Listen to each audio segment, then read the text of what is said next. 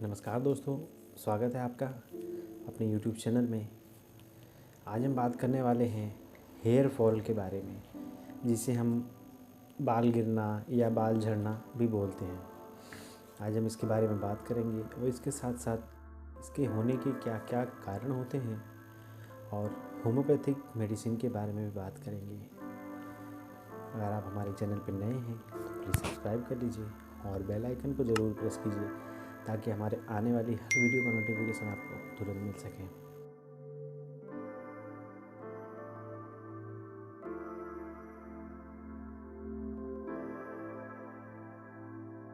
दोस्तों, ये वीडियो आपके लिए इन्फॉर्मेटिव हो सकती है, अंत तक बने रहिए।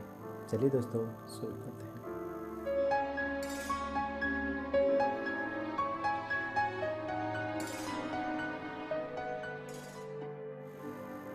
चलिए दोस्तों, अब बात करते हैं हेयर फॉल के बारे में, जिसे हम बाल झड़ना या बाल गिरना कहते हैं। ज़्यादातर ये समस्या महिलाओं में देखने को मिलती है, लेकिन एलोपेशिया का जो कंडीशन होता है उस कंडीशन में पुरुषों में ज़्यादा देखने को मिलती है। दोस्तों, आज हम बात करेंगे हेयर फॉल के बारे में। ये समस्या आजकल बहुत ज़्यादा देखने को मिलती है। बहुत सारे पेशेंट आते हैं हेयर फॉल की कंडीशन को लेकर। आज हम इसके बारे में बात करेंगे। दोस्तों, आज हम इसके होने के क्या कारण हैं इसके बारे में बताएंगे। दोस्तों, इसका पहला जो प्रमुख कारण होता है वो विटामिन्स की डिफिशियंसी के कारण होता है।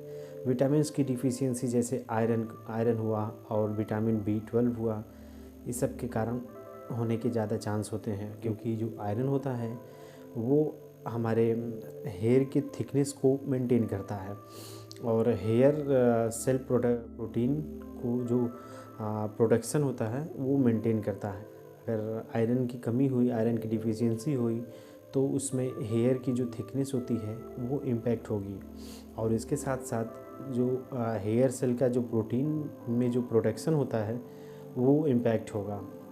अब बात कर लेते हैं विटामिन B12 के बारे में। विटामिन B12 नए और न्यू हेयर सेल को प्रोड्यूस करने में हेल्पफुल होती है। अगर विटामिन B12 की कमी हुई तो नए हेयर ग्रो जो होंगे वो प्रॉपर नहीं होंगे और न्यू हेयर सेल का प्रमोशन भी नहीं होगा। मतलब उगने की जो प्रक्रिया होती है वो प्रॉपर तरीके से नहीं हो पाएगी। चलिए दोस्तों, अब बात कर लेते हैं हार्मोनल इम्बैलेंस।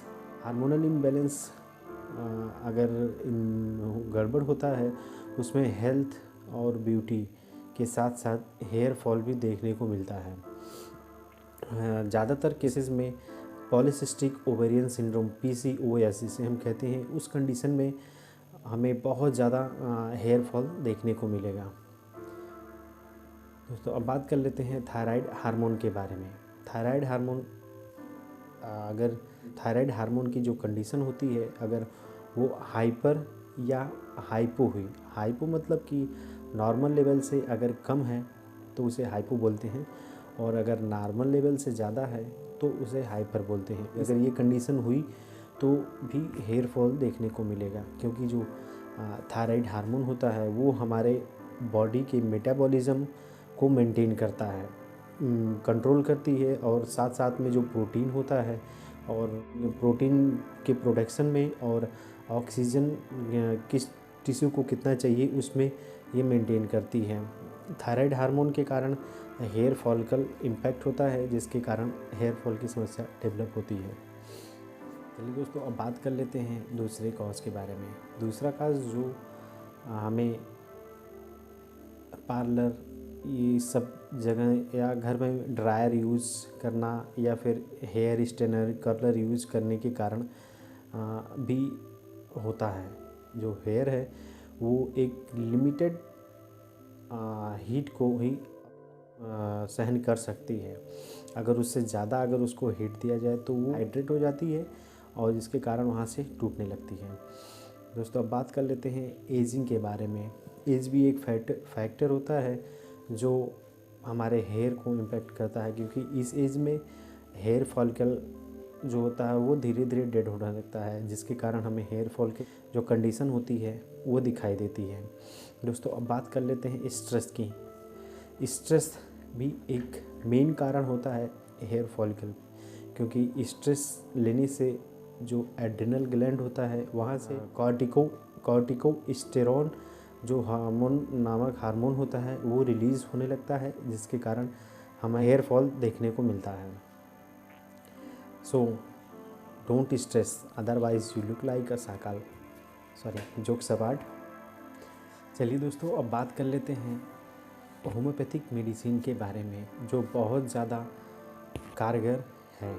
मैंने अपने प्रैक्टिस में इसे बहुत ज़्यादा यूज़ किया है। इस जो मेडिसिन मैं आज बताऊंगा सारे मेडिसिन का यूज़ किया है और उसका रिज़ल्ट भी बहुत ही उम्दा आया है। दोस्तों पहली जो मेडिसिन है वो आर्निका, दूसरी है फॉस्फोरस, तीसरी हाइड्रोफ्लोरिक एसिड जिसे हम फ्लोरिकम एसिड हम बोलते हैं। नेक्स्ट मेडिसिन है जेबोरांडी क्यू, मदर टिंचर में ये इसका फॉर्म आता है। और जो मेडिसिन नेक्स्ट आती है वो वेस्विडान 200। चलिए दोस्तों अब बात कर लेते हैं आर्निका के बारे में। इसे ज़्यादातर एक्सटर्नल यूज़ में लिया जाता है, क्योंकि आर्निका जो होती है वो प्रोड्यूस करती है extraordinary growth of hair और हेयर फॉल को रोकती है। चलिए दोस्तों अब बात कर लेते हैं नेक्स्ट मेडिसिन फास्फोरस 30।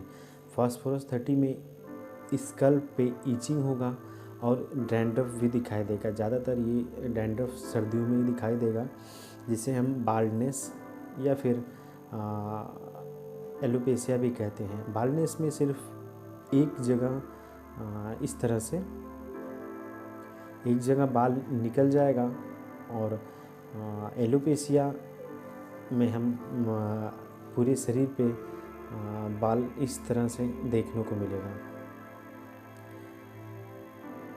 और दूसरा जो सिम्टम्स होते हैं फास्फोरस में हेयर फॉलिंग होगा लाइक बंच, एक जगह से ही निकलेगा पूरा।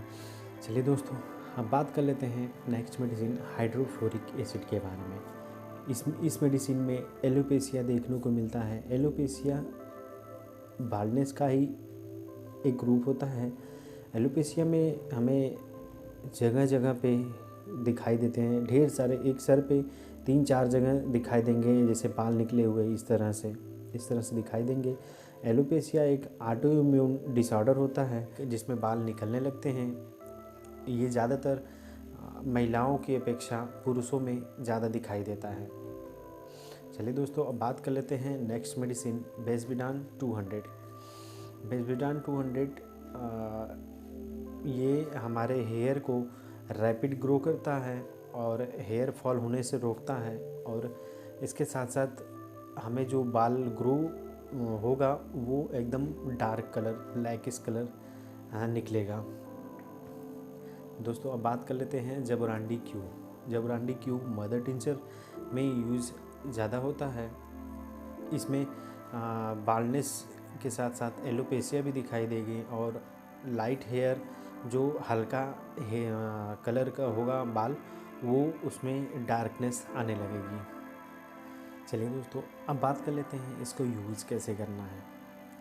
पहली जो मेडिसिन थी आर्निका का शैम्पू और हेयर ऑयल भी आता है, जिसे हम यूज़ कर सकते हैं। हेयर नहाते समय शैम्पू का यूज़ कर सकते हैं, और तेल में हम आर्निका का हेयर ऑयल भी यूज़ कर सकते हैं, जो हमें एक्स्ट्रा ऑर्डिनरी ग्रोथ देखने को मिलेगा after some time.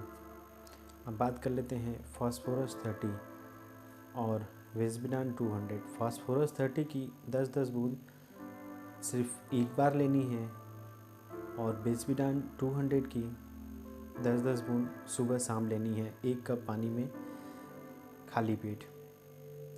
Next medicine की बात कर लेते हैं जेबोरांडी क्यू मदर टिंचर।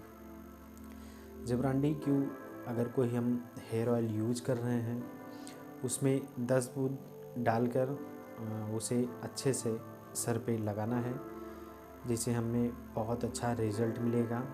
ये हफ्ते में हमें 2 से 3 बार ये प्रोसेस करना है। दोस्तों आज के लिए बस इतना ही। आशा करता हूँ वीडियो आपको अच्छा लगा होगा। अगर अच्छा लगा होगा तो लाइक, सब्सक्राइब, शेयर ज़रूर करें और बेल आइकन को ज़रूर प्रेस कीजिए ताकि हमारे आने वाली हर इन्फॉर्मेटिव वीडियो का नोटिफिकेशन आपको तुरंत मिल सके। चलिए दोस्तों, मिलते हैं अगले वीडियो में। तब तक के लिए नमस्कार, जय Hind. Be healthy, be safe.